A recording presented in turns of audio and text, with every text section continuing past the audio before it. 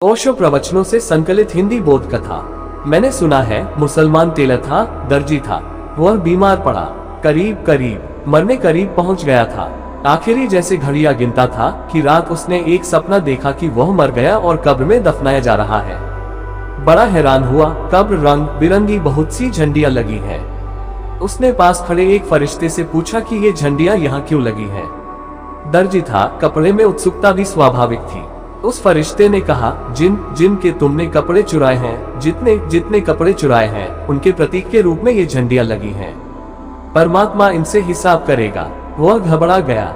उसने कहा, हे अल्लाह, रहम कर। झंडियों का कोई अंत ही न था।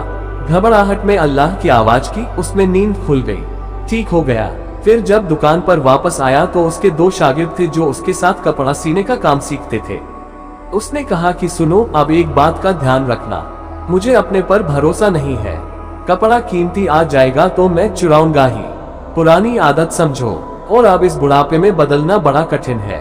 तुम एक काम करना, जब भी तुम देखो कि मैं कोई कपड़ा चुरा रहा हूँ, तुम इतना कह देना, उस्ताद जी झंडी।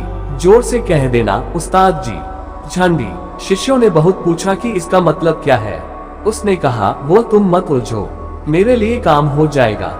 ऐसे 3 दिन बीते। दिन में कई बार शिष्यों को चिल्लाना पड़ता, उस्ताद जी झंडी। वह रुक जाता।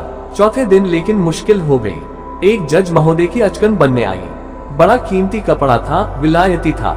उस्ताद घबराया कि अब ये चिल्लाते ही हैं, झंडी। तो उसने जरा पीठ कर ली शिष्यों की तरफ और कपड़ा मारने ही जा रहा था कि शिष्य चिल्लाए, उस्ताद जी झंडी। उसने कहा, बंद करो नालायकों, इस रंग का कपड़ा वहां था ही नहीं। क्या झंडी लगा रखी है?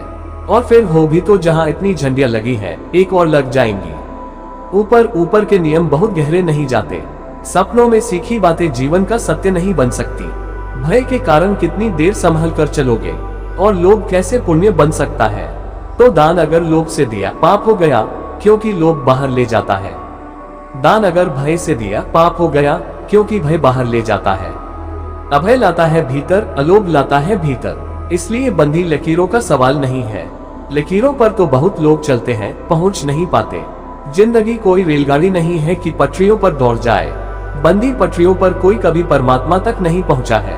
काश इतना आसान होता। इसलिए तो तुम्हें इतने लोग दुनिया में दिखाई पड़ते हैं। उनमें से बहुत से लोग सोच समझकर पुण्य करते रहते हैं, फिर भी पुण्य होता नहीं। असली सवाल कृत्य का नहीं है।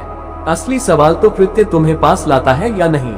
अगर यह कसौटी तुम्हारे भीतर बनी रहे कि जो तुम्हें होने के करीब ले आए वही पुण्य है, तो तुम धीरे धीरे पाओगे प्रत्येक कृत्य से ध्यान की किरण निकलने लगी। और तुम्हारे पास एक कसौटी है जिससे तुम तौल लोगे क्या करना है और क्या नहीं करना है। कृत्य का इतना ही मूल्य है। कृत्य का अर्थ है तुम कुछ करोगे, करने में साक्षी भाव न खो जाए।